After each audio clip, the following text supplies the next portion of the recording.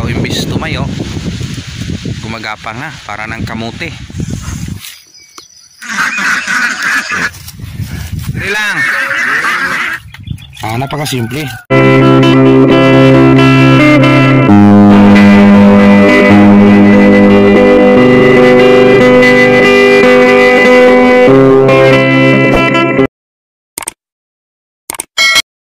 Sakto afternoon mga kasakto. So mga kasakto, andito tayo sa ating sitawan. Nasa 12 harvest tayo. 12 harvest. So ayun, gumalaw-galaw ho. Yan, nag-bounce-bounce na yung ating sitaw. So sad to say, at napakasakit isipin, makikita mo ang tanim mo na ganito. So paano na lang kung umaga pa, kinamagahan, may ganito tanim. Napakalakas ng hangin dito, dala ni Bagyong Karina. So sa ibang lugar, sa mga Luzon sides, doon sa mga malayong lugar, so hindi siguro ito kalakasan. So dito sa amin, lakas yung hangin. So kita yung mga malapit nang matumba. Yung iba na tumba na nga. So continue pa rin sa ating pitas, ating sitaw. So sa 12 pitas, ano bang mga pagsubok na ating na-encounter? Siyempre, number 1, yung quality ng bunga. Hindi na ganun ka ganda. Balik ko rin dyan. So yung bunga is napaka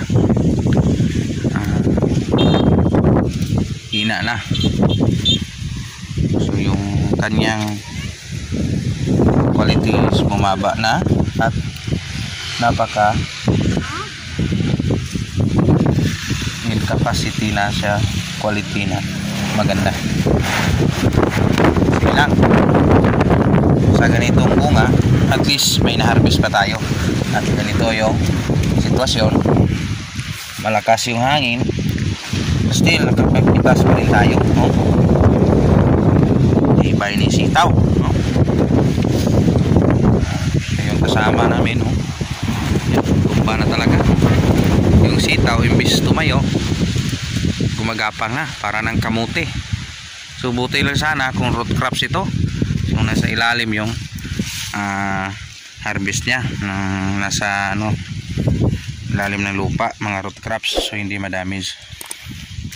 So yan talaga, pag farmers tayo, subukan natin ang ganitong bagay. Pag tibay ng loob, tiwala sa sarili, at least may ma-harvest pa din tayo. So mamaya mag-segregation, pakita ko sa inyo kung ilan yung system natin na wala tayong weighing scale dito. Ayan. So system lang ginamit natin kung magkano o ilang kilo yung ma-harvest natin yung class A at class B. So mamaya makikita natin kung marami ba siya o kukunti na lang yung bunga. So abangan, mamaya mag-segregate tayo kung ano ka rami. A few moments later. Sitaw, ito na yung ating segregation time. So may isang bundle na tayo na kuha.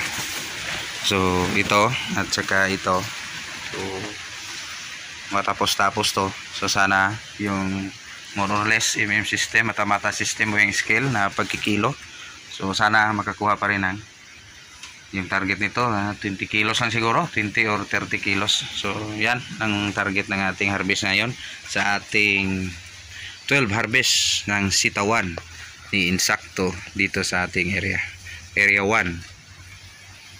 So sa nagtatanong sa maintenance kung anong spray, so nandun na sa mga previous video na ginawa natin. So nandun na lahat, nakalagay na complete yung ating upload.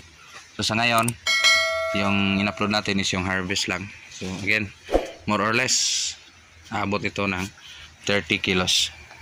12 harvest sitaw, variety Star Premium ni Condor. Again guys, hindi tayo binabayaran ni Condor, nagpo-promote lang tayo ng ating sariling tanim at sariling variety ni Condor. So yan, napakahaba pa rin sa 12 harvest, ganun pa rin, oh. So ang haba, mahaba, more than 1 meter siguro, more or less, ganyan. So, yan lang muna ang konting update dito sa ating area 1, Canlaon City, Negros Oriental. Still, magpasalamat sa mga bago at kapapasok para subscriber. Insakto TV, sipag lang at may ma-harvest kayo. Kahit anong pagsubok ng panahon, ganun pa rin tayo ka sipag. Kung anong mararating natin sa abot na ating makakaya, may maidala tayo sa hapag ng ating mesa sa ating pamilya. Salamat, Insakto TV.